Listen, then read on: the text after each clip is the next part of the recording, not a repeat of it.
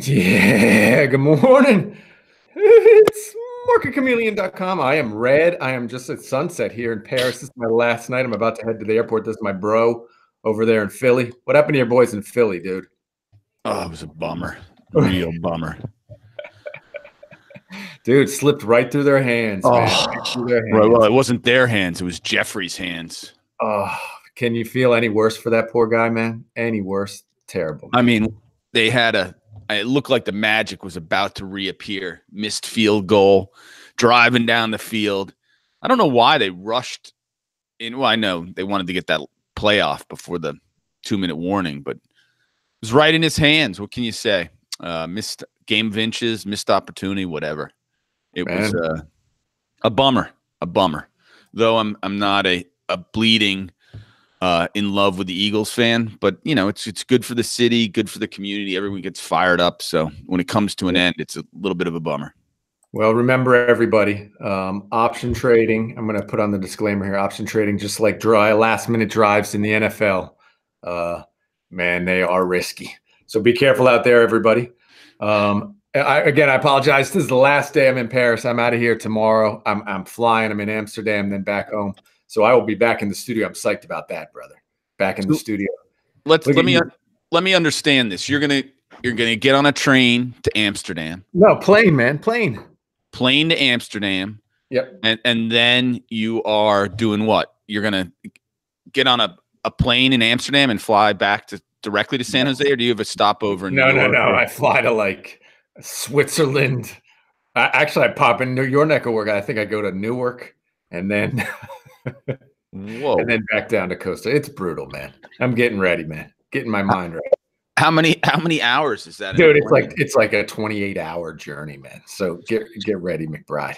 All right, just so everyone knows, tomorrow we will not be having a report from Europe or from Bucks County, PA, or anywhere else. We will be waiting for Mr. McBride to return to Costa Rica and hopefully have a show on Wednesday. Most definitely.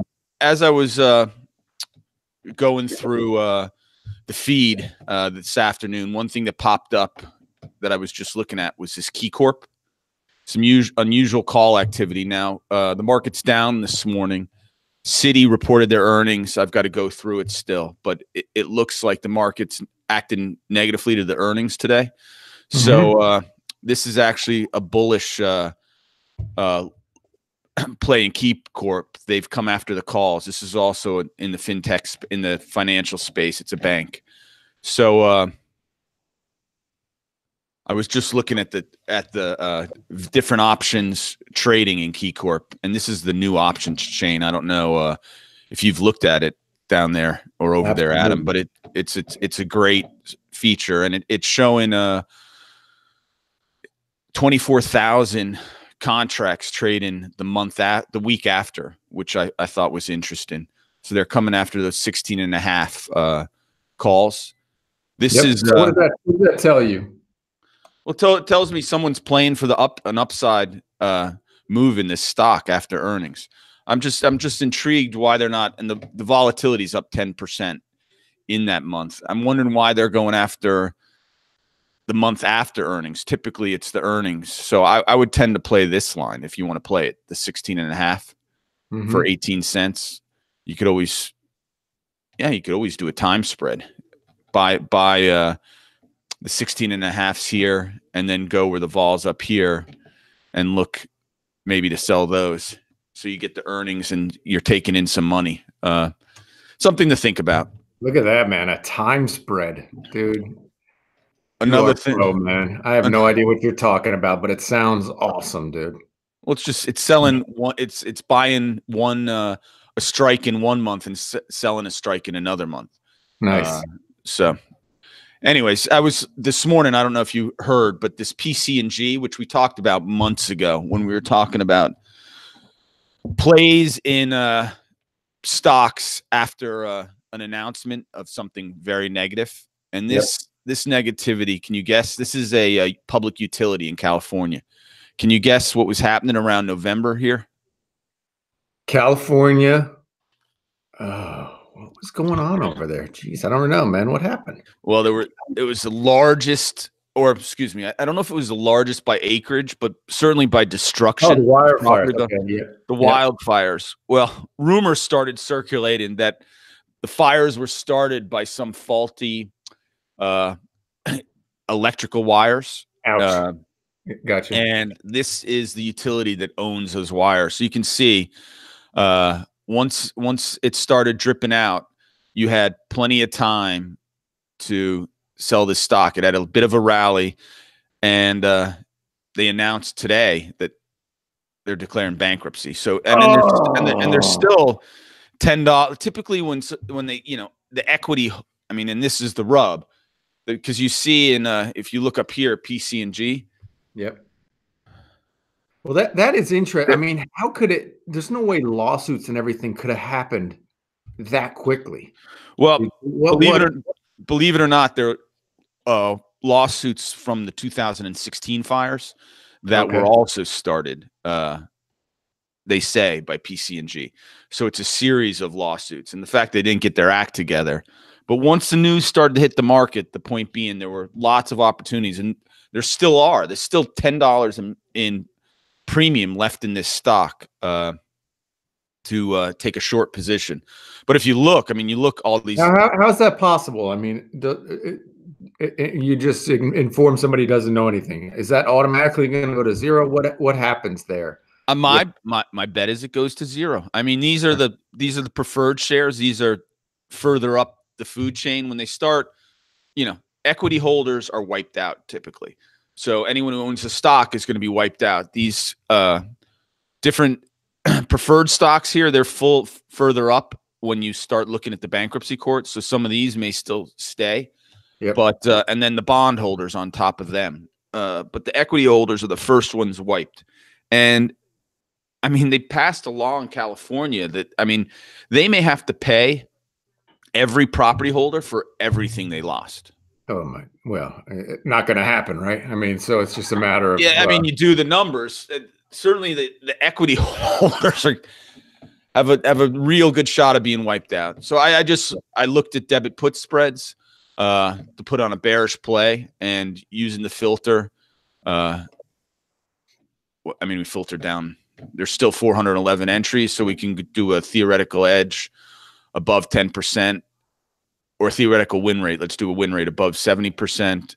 Theoretical edge. Well, there's down to 2. So there's 2 with win rates above 70% for PCG. So you can still put on some put spreads, debit put spreads to take a bearish position if you want in there.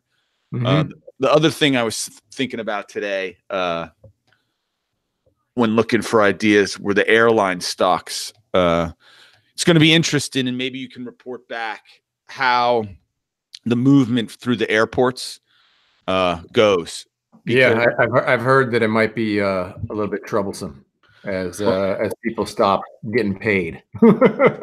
They've been working for free. My hope is they just open the lines up and just let everybody go through. That would be amazing.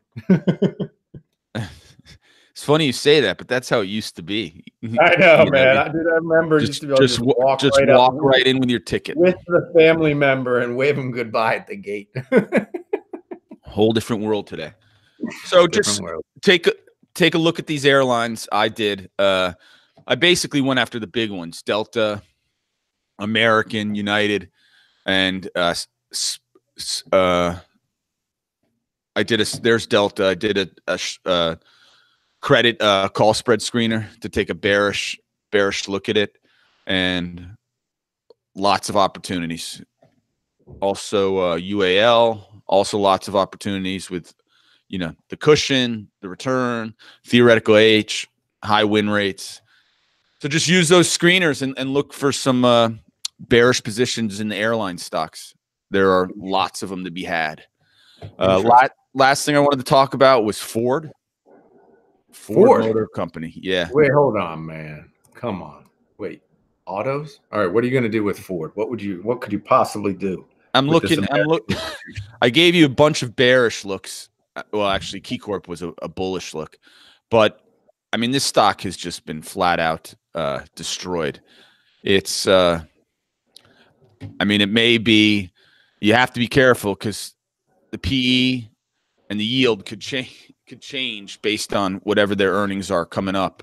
Absolutely. But it just seems like, dude, are people even going to buy cars anymore, dude? I mean, is this even going to happen? Is this? I mean, we could be 10, 20 years out from everything. It could be 20 years. You're right, dude. You're right. And they're the only one who survived, right? As Musk would say, there's only two companies that haven't gone bankrupt: Ford and Tesla. Right. That is true. Neither of them took government handouts when stuff went bad. Well, I don't even think, was Tesla even around in 08? Yeah, it was. Believe it or not. Yes, it was.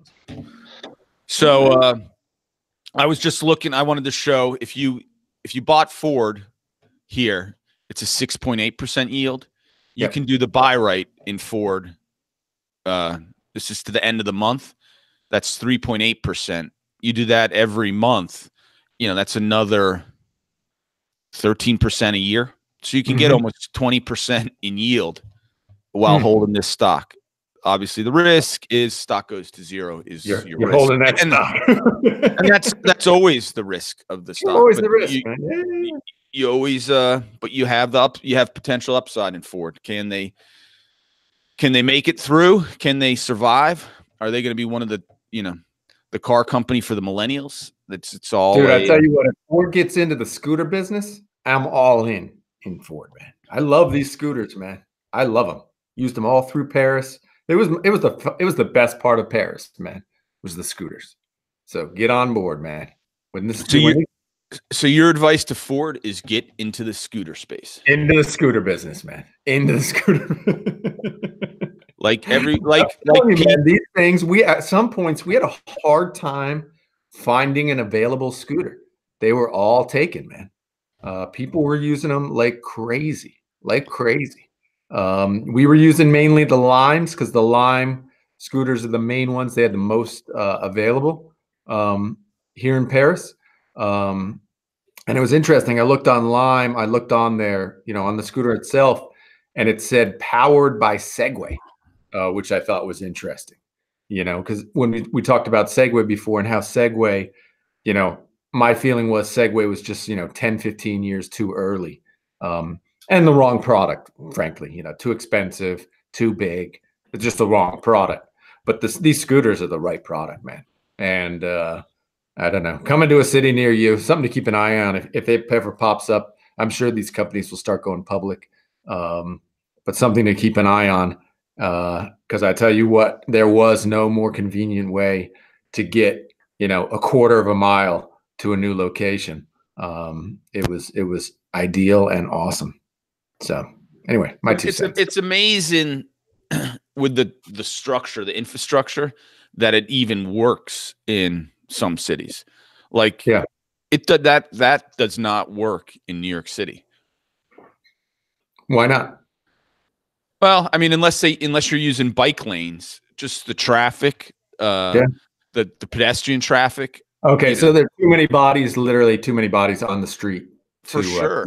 For sure. I mean, in Austin, it worked because the sidewalks aren't as crowded. Sure. It's interesting how's Paris set up? Paris is crowded, dude. Paris is crowded, but people, they allow it everywhere. So you're on the sidewalks, you're on the streets. There aren't really any bike lanes, although we used at the side of the Seine River, there's a huge jogging bike path. Huge, 2 car lanes wide, 2 or 3 car lanes wide. We use that to ride up and down and just go all over the place. But we just do it on the sidewalks. It's fun, avoiding traffic, avoiding people. It's part of the joy. It's fun. Yeah, it's cool. Anyway, keep an eye on it. We will, brother. All right, you have a safe trip back.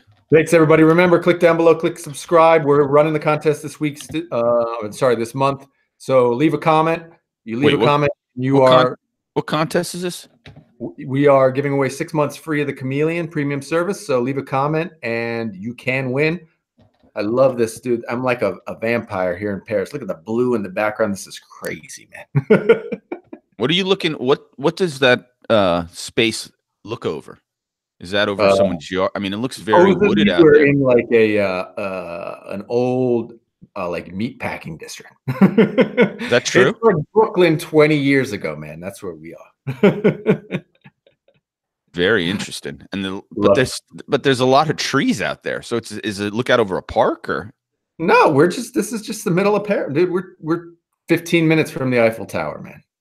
That's awesome. Love All right. it. All right, Sounds everybody, good, brother. Have a safe trip. We'll talk to you on Wednesday. Later, Have a everybody. good start to the week, chameleons.